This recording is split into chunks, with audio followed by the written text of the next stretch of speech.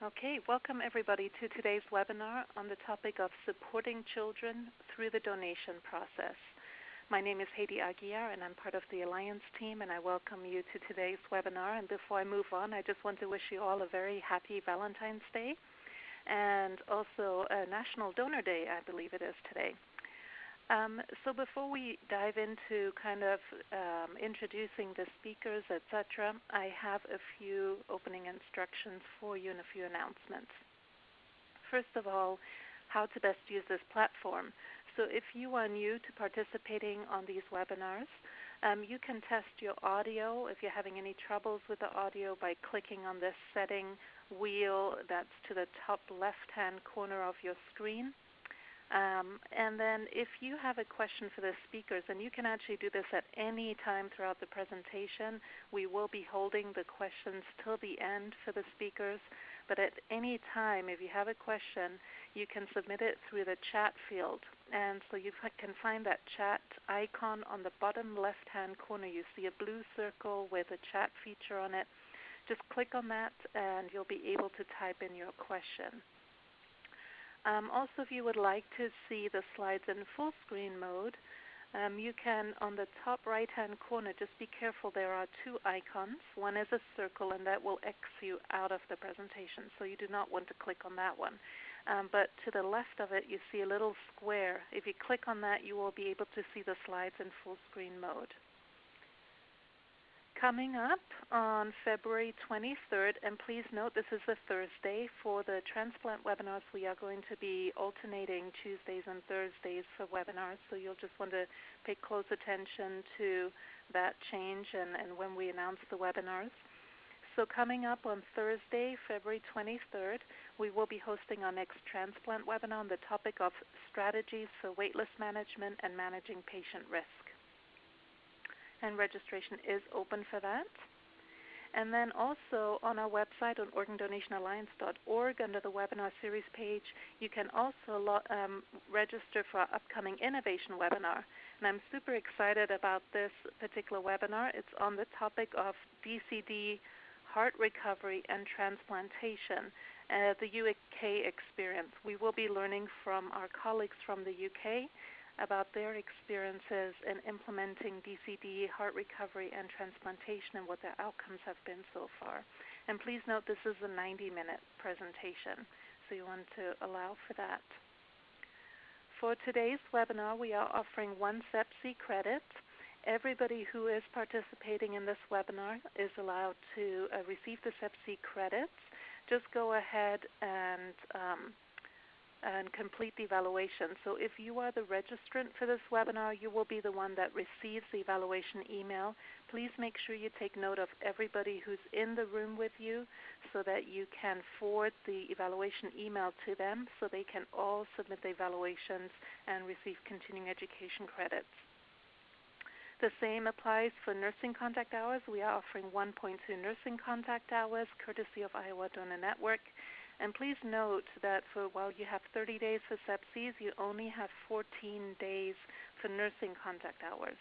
So, and that's not business days, those are actually 14 actual days. And so please make sure to complete the continuing education, the evaluation, so you can receive your certificates for nursing for this webinar today. At this point, I'd like to introduce our moderator for today. Our moderator is Sarah Harstadt. She is a member of our Get Connected webinar faculty, and she is the training program manager at Life Center Northwest in Washington, and I'm going to turn it to Sarah to moderate this webinar. Sarah, thank you. Can you hear me? Yep, I can hear you. All right, so I just want to say before we even begin that we at Life Center are very lucky and fortunate to have such a great group of professionals with the skills and the experience that they have. And I'm going to introduce them now. So we have Ashley Brooks, who's our Donor Family Aftercare Program Manager. She oversees our aftercare program, and she's got a background in clinical social work with an emphasis on grief and bereavement support for children, youth, and families. We've also got Nettie Jensen, who's our donation and family advocate. She's been a certified child life specialist for about 10 years and specializes in critical care and end of life. We've also got Valerie Morey, our family support specialist, and she's worked with donor families for us for about 16 years. She also helped develop our bereavement program. She's done training. She does on-site donor support as well. And she also works with our donor hospitals on compassion fatigue and self-care. All right, so we're going to get started here. Let's see. First off, I'm going to turn it over here. This is of course, supporting children through the donation process here. And I'm going to turn it over to Ashley. So this is Ashley. We wanted to just set the foundation for today's webinar with kind of the concept that, first and foremost, parents are really the expert in their children. They know them best. And we are simply another stranger that this child will meet during their hospital experience, as they most likely have already interacted and met several nurses and ancillary staff while their loved one is in the hospital setting. If at all possible, information regarding the death of a loved one should be shared by the parent themselves or another close family member that the child really loves and trusts. It's our job to support the families through this process and to jump in if needed along the way. We also want to just highlight and recognize that each region throughout the country can be diverse in terms of their staffing, their available resources, cultural practices, and many other differences. It is our intention today in this webinar to keep these differences in mind as we walk through our case examples and practices that we have used with the families and the populations that we serve. Each family is really its own culture, and it's really our responsibility to learn how they function in the limited time that we have with them on site at a hospital. What we do know is that despite all of these regional and cultural differences that we experience throughout our work, we know that children often behave and respond in very similar ways, and kids are just kids. And so it's our hope that we can walk through today's webinar giving you some examples of how we have best practiced or best supported children. As we walk through the developmental stages and ages, I am going to turn it over to Ashley again, but I do want to point out that we have included a great handout from the Children's Grief Education Association. It's called Navigating Children's Grief, How to Help Following a Death. It's definitely a table that is just chock full of great information about developmental stages and ages. We're going to present some of it here, but really the most information is on that handout for you. So in preparing for today's webinar, we thought it might be helpful to have some background on how children and teens process information regarding death and grief before we dive into some case examples. First off, so the birth to 2-year age range. There are a lot of, as you'll see on the handout, there are a lot of kind of differing information that's helpful to know. And one thing that's not listed here is in addition to kind of a lack of understanding of what death is also that these children will notice changes in the family emotions. So they'll be very aware of their surroundings and what's going on. And some of the emotions that children may exhibit or display is anxiety. And what they might not be able to communicate is also fears of being abandoned. Some possible behaviors that you might experience or a family might see is crying and sleeplessness. And we've also highlighted some ways for kind of you to pass along information to the family on how they can best support these children in terms of maintaining routines and being gentle and patient. So for the 3 to 5 age range, the concept of not understanding the permanence of death is a strong one for this age group. In addition to that, they might wonder what the deceased is actually doing. They might not be able to conceptualize that they know are no longer here or no longer with them.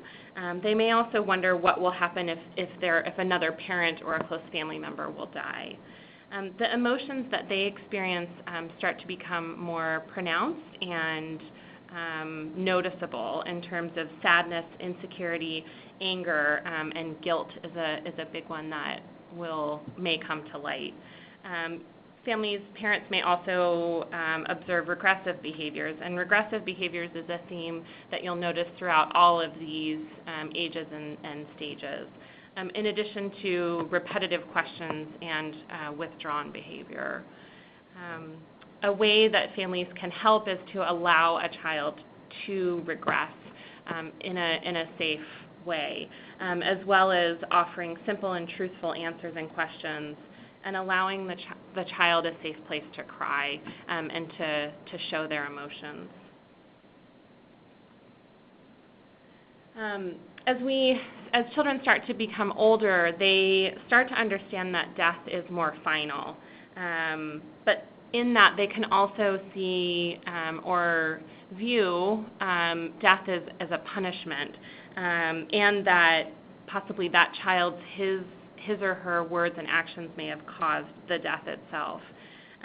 They'll show very similar emotions as the previous kind of age range in terms of sadness, anger, guilt, but also kind of worried and anxious behaviors and feelings will start to come to light potentially as well.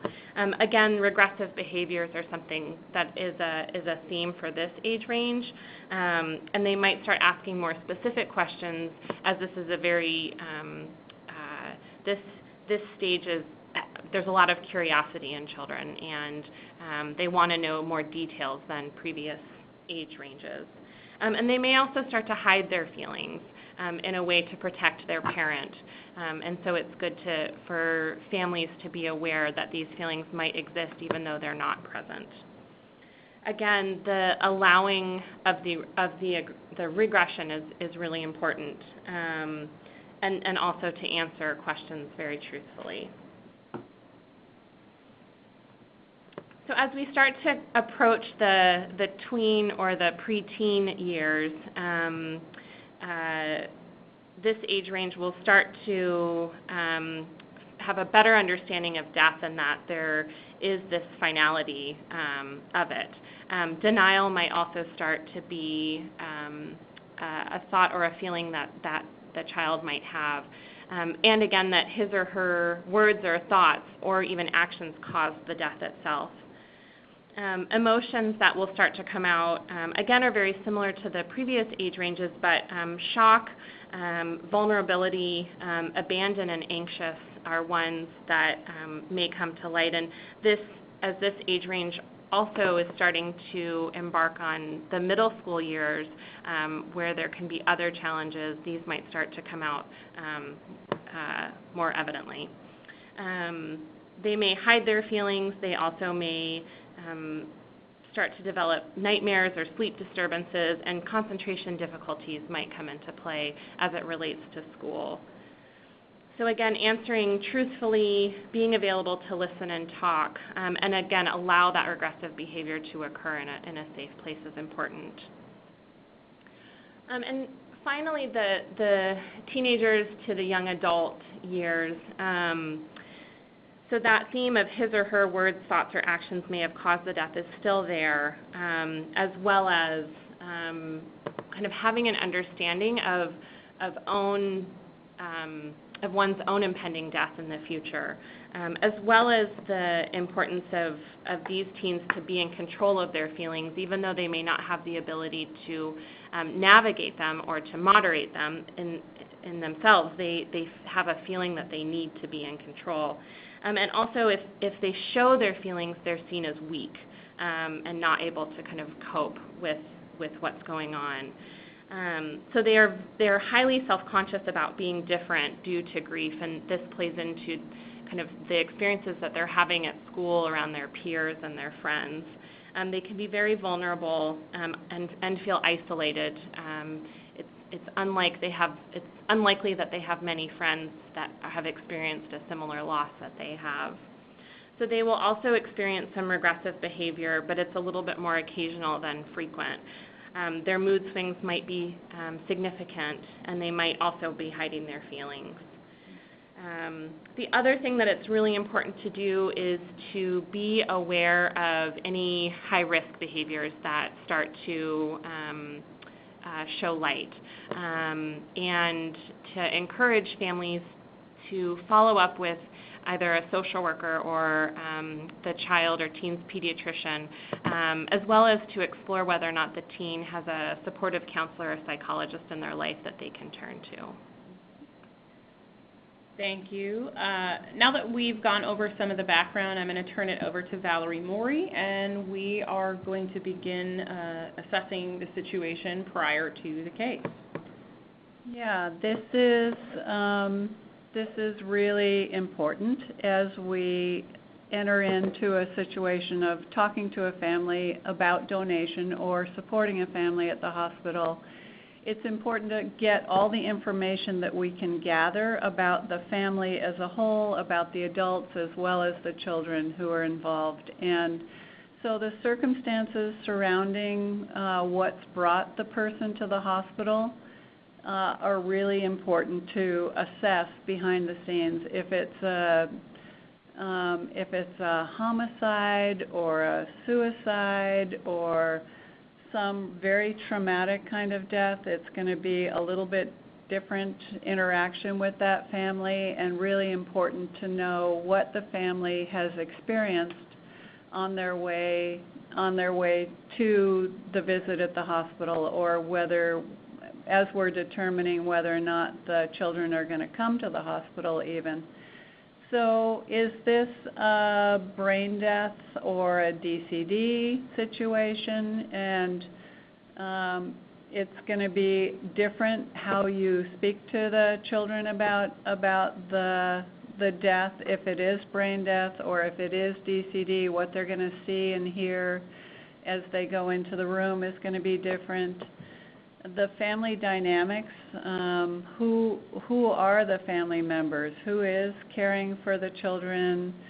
A lot of times it's an extended family member who is taking care of the children, or a family friend. So knowing what's going on with the family dynamics, there can be, as we all know, there can be split families, and you're having to navigate between, families that aren't always getting along in these situations. So, and making a plan is really important. The plans will change as you get further into the case, but making a plan with the family once you talk to them is really important as well. So finding out information about the child. Where is the child now? Who are they with?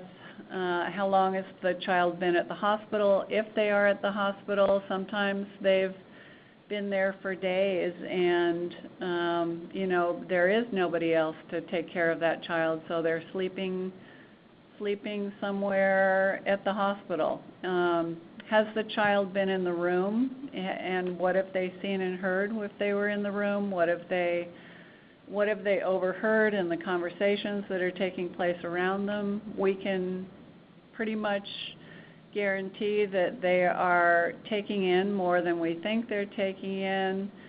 And what do they know about the situation, about the person that they love, and what's been going on for them?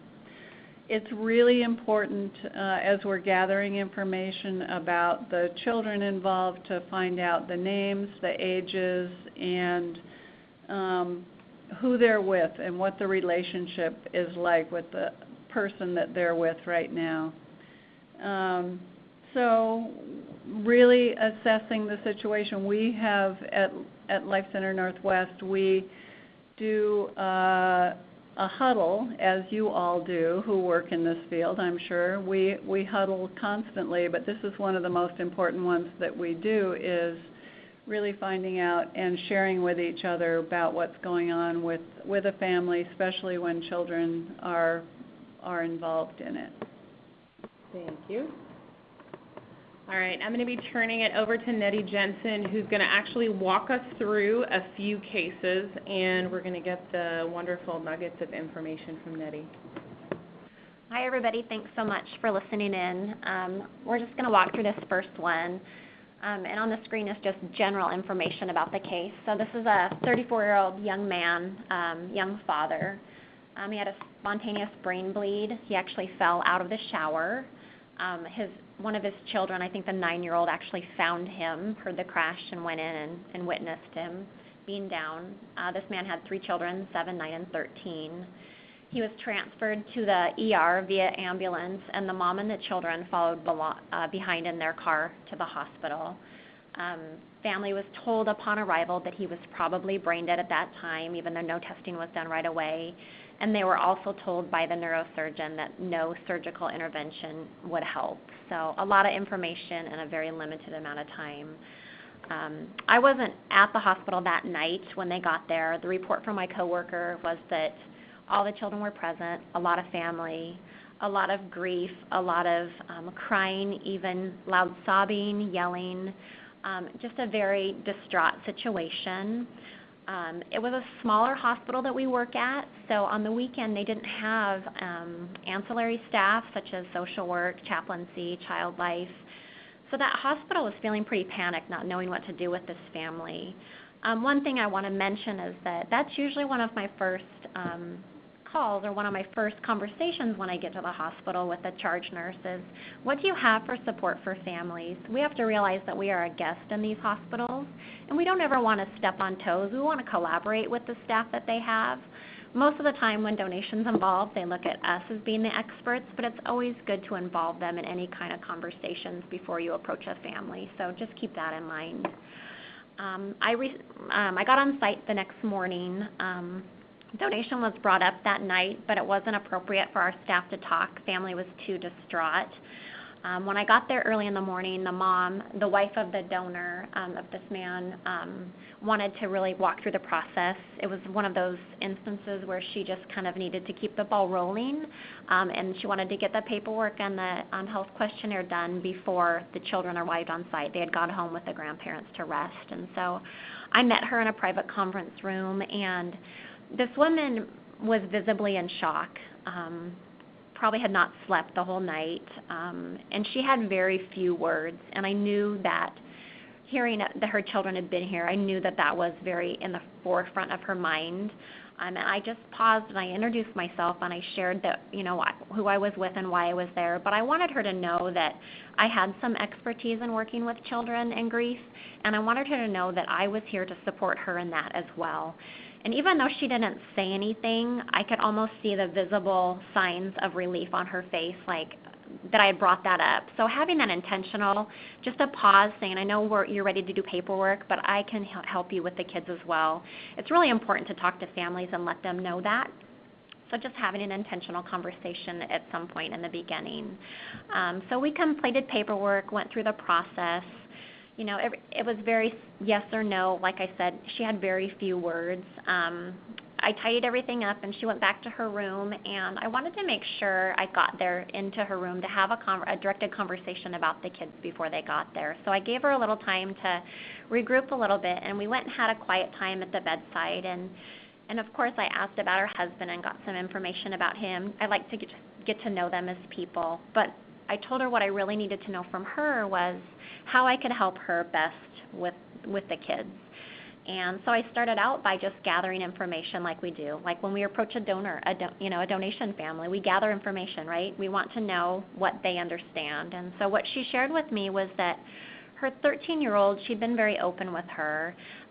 She had a good understanding that her dad had become brain dead pretty quickly after getting to the hospital, if not immediately upon arrival.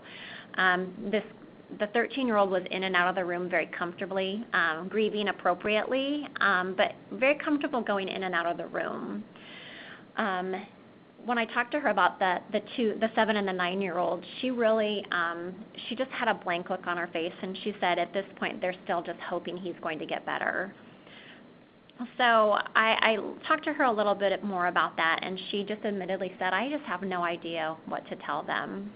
And at that point, I'd been with her for most of the morning, off and on, and I sat down next to her, and I just held her hand, and I assured her, I said, we are going to make a plan, and we're going to talk to the boys together when you're ready. You don't have to do this alone. I think it's important, like Ashley mentioned, that families are the people that need to relay this information if possible. They're the experts. They know their children best, but it's important for us to be beside them so that when they don't have the words, we can fill in the gaps. And again, I think she just felt very supported by that, because she just says she just has no words at that point. She just had no words to tell them. So she just listened, and I didn't want to overwhelm her with information, but I knew she was still thinking about how do we even go about this conversation. So I shared with her a little bit about how I would talk to the boys, we would talk about the mechanics of him being brain dead. At the 7 and 9-year-old age group, they've had some education in school about what the brain does for your body. So most kids know that your brain makes you have thoughts and feelings, your brain gives you movement, your brain basically is the command center of your body. So I told her that most time kids understand that. So we would talk about the injury, the bleed, making his brain die. So I think she felt comfortable with that. I think she realized that the kids had understand that part. And so then I went on to tell her that we really just needed to make sure that it was in her time frame, that sometimes the words are hard, and that when we are talking about it, that it's important for us to say things like, I know this is hard, but your daddy has died, to use those words, died and dead. I could tell that was going to be a little bit hard for her, but she shook her head yes in understanding. The other thing we talked about was the time frame, or not the time frame, but the location and who should be present for the conversation. This could be a conversation that kids really can remember forever, and so we want to be very intentional about who's in the room during the conversation and where that happens to be. So we talked a little bit about that, and then I could tell that it was enough, and so I just let her go on. I gave her some time and let her know that I would be around. The one thing I did ask is when the kids got there, is if I could just introduce myself and make friends, and she was very happy to have me do that. So the kids got there a couple hours later, and I was able to introduce myself, and I just said that I was here to support the family, and I wanted to get to know them and get to know some things about their dad. And so then we had made a plan to do some memory making. And that kind of happened throughout the day. The kids were there. There was a lot of open conversations back and forth. The family was not hiding any information from the kids, but there was never anything intentional with the kids, talking intentionally about donation or about what was going on. So we did handprints on paper, handprints on the quilt. One of the things I like to do is print their ribbon strip and put it inside a jar so that they can create a little memory jar with his little heartbeat. And the kids were all very active, really included in this. There was a lot of tears, a lot of family there grieving, but no intentional conversations about what really was going on.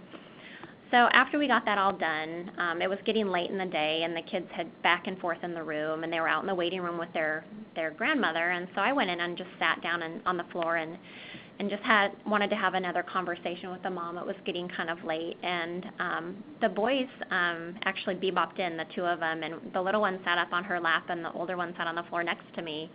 And she almost just gave me a nod, like, now is the time to talk to the boys to see their understanding. And so I said to them, I said, we've done a lot of different memory-making activities with your daddy over the last few hours, and I just wanted to find out from you boys what you understand to be going on with your daddy. And the older one looked at me and very just stated his brain is dead. So he had heard that conversation, those conversations happening in the room, and he had heard that. And so we talked a little bit about what that meant. The littler one, he just kind of still had a little bit of a blank, look on his face. So we talked about a little bit about what the brain does for your body and what it really means when your brain has died. And the older one said, it means you're dead. And I said, yeah. I said, it means your daddy has died. And I went on to elaborate a little bit, because the little one, he just still had that look on his face, like he didn't really, I couldn't tell if he knew or if he understood. And I I wanted to make the most of the opportunity since we had a quiet time in the room, and I elaborated on the machines and the ventilator and the medications. I said it can be really hard to understand, even for big people like me, because you can see him breathing because of the machine. And so I explained a little bit about the purpose of the machines. And it was enough information for them. They kind of thought about it, and then they left the room and talked to the mom a little bit, and she felt like it was okay. Like she felt like they were getting a better understanding.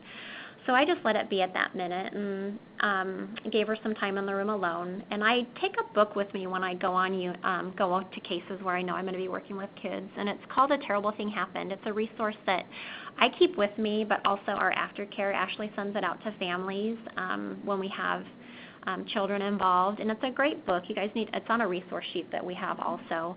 But it's called A Terrible Thing Happened, and it's a book I found that really, it tells a story, and it can really reach a broad range of different things. And so I took the book in to show the grandma in the waiting room, and the boys came over, and the little one jumped on my lap, and the older one sat down next to the grandma, and they said, asked me what I was doing. They were very curious, and I said, well, I have a book, and I was going to show it to your grandma, and they wanted to read it. And I said, well, of course, I'd love to read to you. And so I explained to them, I told them the title of the book, and it's about a badger named Sherman. And I said, this is a story about Sherman. He's a badger. And there, on the cover, there's a conversation bubble kind of above Sherman's head, and it just has a bunch of squiggly lines in it. And I said, this is Sherman, and something terrible happened. And these squiggly lines are the terrible thing. I said, a terrible thing can be different for a lot of people. I said, it could be your friend being mean to you at school. Maybe your parents get divorced. Maybe you see something really scary, or perhaps somebody you loved has died. And I paused there, and the little one looked at me and said, Nettie, it's the last one. And it was at that moment that I realized they both had an understanding that their daddy had passed away. So that's kind of where we left it with this family. I mean, we supported them the rest of the way, but at that point I knew the work that we had done throughout the day with them that was really helpful because they were able to have time with him, be able to get an understanding, and then be able to have a real healthy goodbye with their dad. So we have a couple little talking points just because I always like, when I learn from people, I always like to have phrases and words to take away. So these are things that you guys could use. I said, we will make a plan and talk to the boys when you are ready. This is giving the mom control. Another thing is, I know this is really, really difficult to say to your children, but when talking to them, it's important to say the words died and dead, those types of things, because it's important for those terms to be used. And the other thing is letting them know that we value their relationship with their children, and we honor that they're most important in their family. So information is best being shared by someone they love and trust, but I'm here if you can't speak or don't have the words. And then talking with the kids, just trying to figure out how to bring them in and gain their understanding. So I talked about the memory making. We have done a lot of memory making activities with your daddy the last few hours. I want to find out from you boys what you think is going on with your daddy. And he said his brain is dead, and I said that means your daddy has died. And then we touched on the machines, and then we did talk with my older one. I didn't say it in the story, but the 13-year-old daughter was a little bit worried about going back to school. And she had said to me, I just don't really know what to do. And I said, going to school can be hard, but we can work through that together. And as Ashley mentioned, one of the things that's important with kids that are school age is making that phone call to the school counselor, the teacher, and just giving them a heads up of what's been going on. Reminding families to do that, because sometimes they're thinking, oh, I have to go to school when they send them back, and then the school system doesn't get the heads up. So. All right, moving on to case study number 2. So this is the next one we're going over. This is another 36-year-old man who had 4 young children. This was a carbon monoxide poisoning, and it was a suicide. So this is a little different dynamic. He had 4 children, 10, 12, 14, and 16. This was from an outside hospital, so they were transferred many miles. So the family had to drive several miles to get to the hospital. He was transported via air. When they got to the hospital, it was pretty evident with him that he was also brain dead. Family brought up donation to the hospital favorably and the staff, but her very first concern was how to talk to her kids. And then this is just an example of how there are so many beautiful things that donation does for a family, but in this case, it was the extra time and the memory making and the process really helped the kids process their grief, and it was really a gift for this family. So a few details about this case. I got to the hospital probably at 3 o'clock on an afternoon, and I was literally approached by staff, and they said, this mom needs you. She's got 4 kids, and she has no idea what to do. So this is just a really interesting example of, before even talking about donation, we really need to serve the families and meet their basic needs first. She had brought donation up, but she wasn't ready to talk about that. She really wanted to know how to talk to her kids. This mother was very educated. She's a teacher. Her support person was her mother, so the mother-in-law of the patient. She was a teacher. They had a grief counselor in their family, so a very educated family with a lot of support, but they were still looking to us as being the experts with the kids. So what she had told me is, so I started by gathering information again. She told me that she had told the children, she was very transparent with them. They knew that he had died. They knew that it was a suicide. She felt like it was important that they knew that because they were from a very small community. I sometimes say less information is more with children, but you have to support families in whatever decision they make because they, like I said, are the experts. We talked a little bit about this case because the mom felt like, the wife of the donor felt like this would not have happened if he hadn't had a drug problem, and she was asking me my opinion about whether or not she should share the drug history with the children at that point.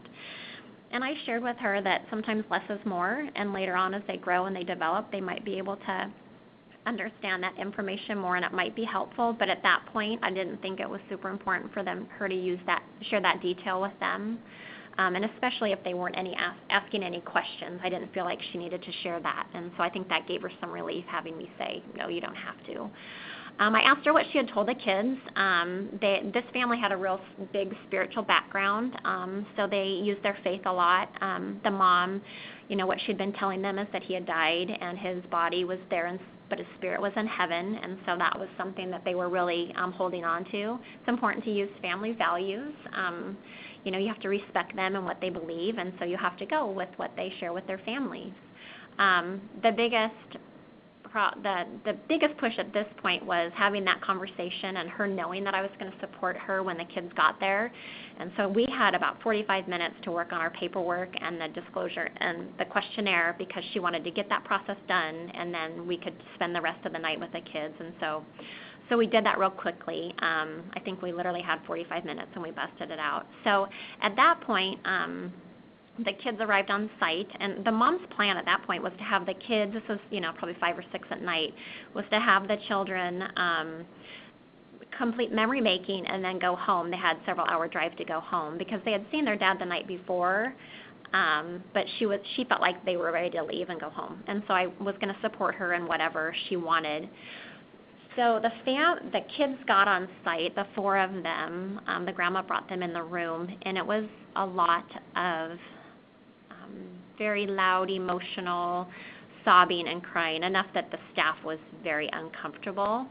And I think that, I was a stranger to them at that point, and I literally just sat with them as a stranger in the room.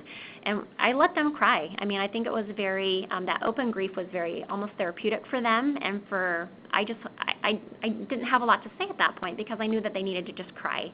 So after about 15 minutes, the younger one, he was 10, and he was almost escalating, and so I looked to the grandma and I said, it's okay if he needs to have a break and leave the room. So I think that's super important too, is giving them permission to take breaks and step out of the room. At that point, once he left, I think the older kids were able to kind of settle a little bit, and I introduced myself and shared with them that I was here to support them, and I really wanted to just get to know their dad a little bit. So I asked them to share stories with me about their dad, and that was a really almost beautiful, therapeutic time for the kids. They were able to tell me stories and laugh and giggle, and that was the point where I really felt like I was gaining trust. The mom hadn't told them about memory making, so she wanted me to share that with them. And so we talked a little bit about it, but the kids were very much interested in about donation. And so this was, to me, they didn't want to do the art. They didn't want to do his handprints at that point. They wanted to know everything that their dad could do to save someone, which I felt was just super incredible. And so one of the girls, when we were talking, said, my dad was always the first one to go out and help the neighbors. And I thought that was very sweet, because this is just an example of, this is a way for them to be able to connect, that him donating his organs and tissue and cornea is another way just to help other people. So they asked me, they wanted to go through the list of everything he could do. At that point, we didn't know. We hadn't even I had just done the questionnaire, so I didn't know for sure what we could do. So I kept it very open-ended. But I shared with them all the solid organs. We even talked about tissue and ligaments, and we talked about his corneas being able to save people's sight. And they were all very, very interested at that time. We talked about memory making, and we could do it that night, but the kids just weren't ready. They weren't ready to say goodbye yet. And so we finished, kind of wrapped up our conversation about donation and about who we could save, and they all kind of hugged, and then hugged me, and we made a plan to go on the next day and do memory making. So it just gave them a little bit more time. The next morning, the kids, it was time for us to kind of do the process of memory making. And one thing I thought was really cool and really important was that the mom made a plan with each one of them to do memory making individually with me and with her and with their father. And it was really a beautiful time for us to be able to share more stories. And so each one of the kids came in, the youngest to the oldest, and they spent time with their dad doing memory making, and then she gave them time alone to say goodbye to their dad. And then they left, and it was just very, very beautiful, a very beautiful process.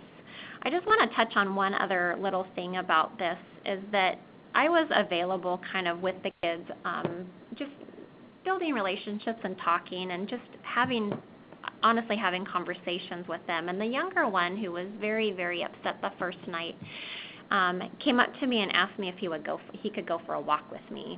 And I said, of course. And so he and one of his aunts and we went for a walk, and he showed me a little skywalk we went on. And he looked up at me and he said, Nettie, what should I say when the kids at school ask me what happened to my daddy?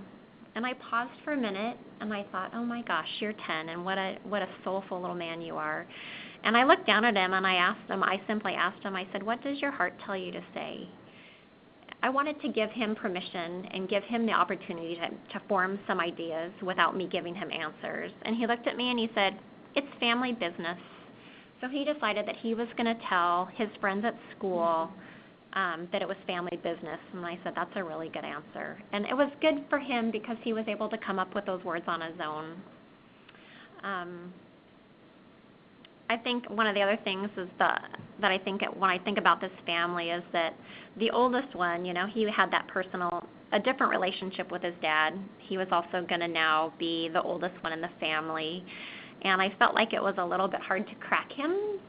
And I didn't know if I was really getting through, if he felt like I was supporting him like the younger ones. The younger ones were very open with hugs and very open with sharing stories with me. And at the end, he actually was the one that spent the longest time in his room and the longest goodbye with his dad. And when he came out, he ran right into my arms and just started sobbing and thanked me. So I felt like I'd done my part supporting him as well. So. Nettie, just a quick question. Yeah. As far as like the 16-year-old young man, you had mentioned something like oftentimes what we'll do, especially to like an older boy, is we'll say, okay, your dad's passed on, you're now going to be the man of the house. Can you speak a little bit more about that? Because I know you run into that frequently. Right, and it is something that families will say.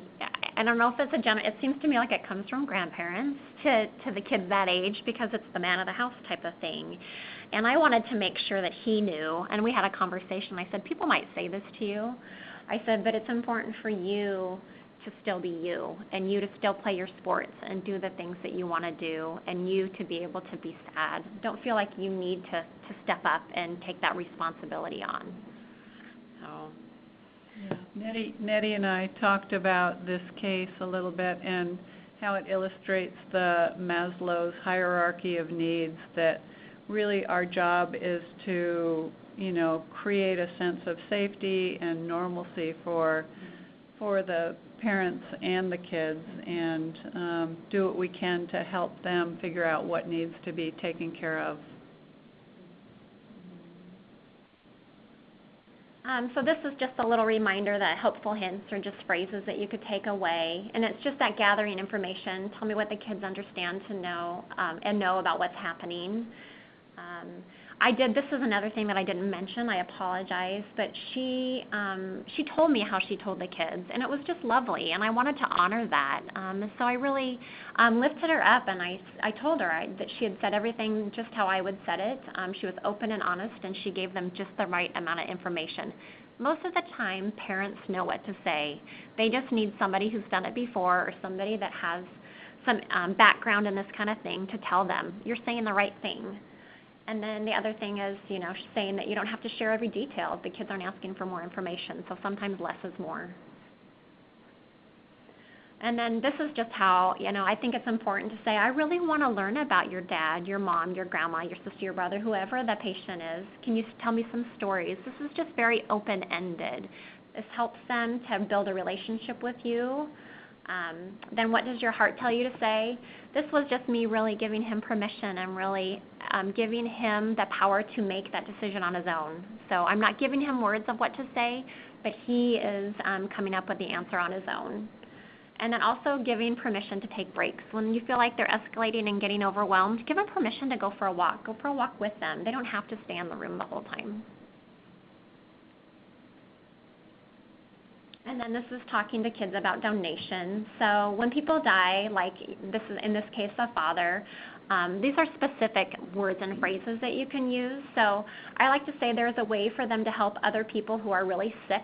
They can give organs like their heart to someone who really needs it. It's concrete, it's simple, and it's to the point. Because his brain is dead, his body is being kept alive by machines. This means that an organ like his heart can help someone else who needs a heart. So like I said, very concrete, very simple, but very thoughtful and to the point. And then a lot of times kids, like Ashley said, they want details, and so they're wondering, how does this happen? What do you do? And so I always like to say, in this case, I told them your daddy would have a surgery, and they would carefully and lovingly remove his heart and put it in someone else that needed it. So just being very intentional about that, because they can paint pictures and images and make things up if you don't give them information sometimes. Thank you, Nettie. As we are wrapping up here, I just want to remind everybody that we do have some great handouts that are included, not just the developmental stages and ages, but a lot of the information that we're sharing here now is included in a pretty in-depth handout for you that you would have, I believe, received via email if you registered for this webinar.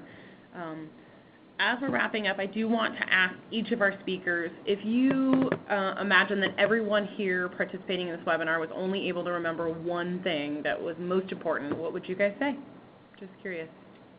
I would say that each family is really their own culture, and it's really important for us to learn about them and then meet them exactly where they are.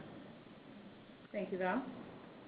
And I would say that despite differences in family dynamics as well as cultural variations that we all encounter and experience throughout the country and even throughout our regions, that kids are kids, and they behave in very similar ways across the board. And also they are incredibly resilient. As Nettie was mentioning, some of the kids in the initial meeting were very emotional and very overwhelmed, and part of my job is to be able to interact and engage with families afterwards, and hearing the stories from the parents to say that the kids are doing okay is pretty consistent. So just keeping in mind that they are incredibly resilient. And I think for me, it's really remembering and honoring that the parents are the experts in their children, but they often really need and appreciate our help and our input. We're going to turn it over to Haiti just for a minute for a quick announcement about asking questions. Thank you all for a fantastic presentation. I know many of you probably have questions for the speakers, so in order to submit questions, bottom left-hand corner, click on that blue icon, and you can submit your questions. In the meantime, as we answer questions, if you're listening in a group, please do submit on the poll how many people are on your group today. So I'm going to, again, we cannot unmute the lines, so if you have a question, please type in the question in the bottom left-hand corner. Thank you. Sarah, if you want to go ahead and navigate the questions. Thank you. All right, it looks like we have a question here from Shelley. What do you recommend when parents want the children to be a part of the full donation conversation, authorization, UDRE, etc.? I'm going to turn that over to maybe Val or Nettie and see if they've got some responses for that question. Or maybe both of us, who knows? I really recommend against it, especially with the DRE. And authorization is just such dry legal paperwork, and sometimes kids will be in the room if the room is big enough, kind of in another part of the room, but I think it's better not to have them in the room when you're going through that legal paperwork, and then the DRE definitely with the questions about sex and drug use and all that's involved there. Is there something that you guys might say to the parents who are wanting to, like, would you just say just those exact words, it's kind of dry, or there's some sensitive information here that they may not want to hear? Yeah, and usually for the DRE especially, we want to not have people in the room who are going to be shocked by the answers, because we really want honest answers to those questions. So we really have to kind of clear the room, especially for the DRE. And the authorization, other people can be there for if they want to, but it is, yeah. It might be an opportunity to see if the hospital has ancillary staff that could come and sit with the child if there are no other family members present. So a social worker, child life specialist, or a chaplain, or somebody who has a little bit of time and can spend time with that child outside of the room.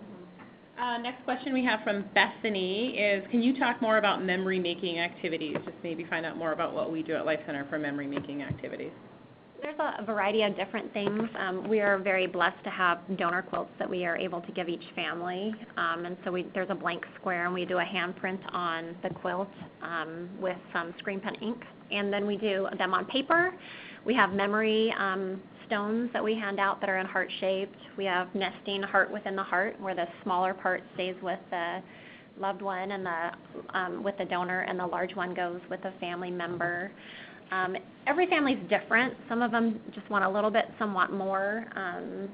I alluded to the fact that I do these little jars sometimes. It's not with every family, just when sometimes kids are present. I just print a rhythm strip off the computer, and I put it in a urine cup inside out, and I call that their memory jar. Usually I don't know it's a pee cup, but I give them the example about when they're missing their dad, like with this family. I was like, when you're missing your dad, you can write little notes, and you can keep it inside this special little cup with his heartbeat. So it's just a connection. It helps them form that connection with them.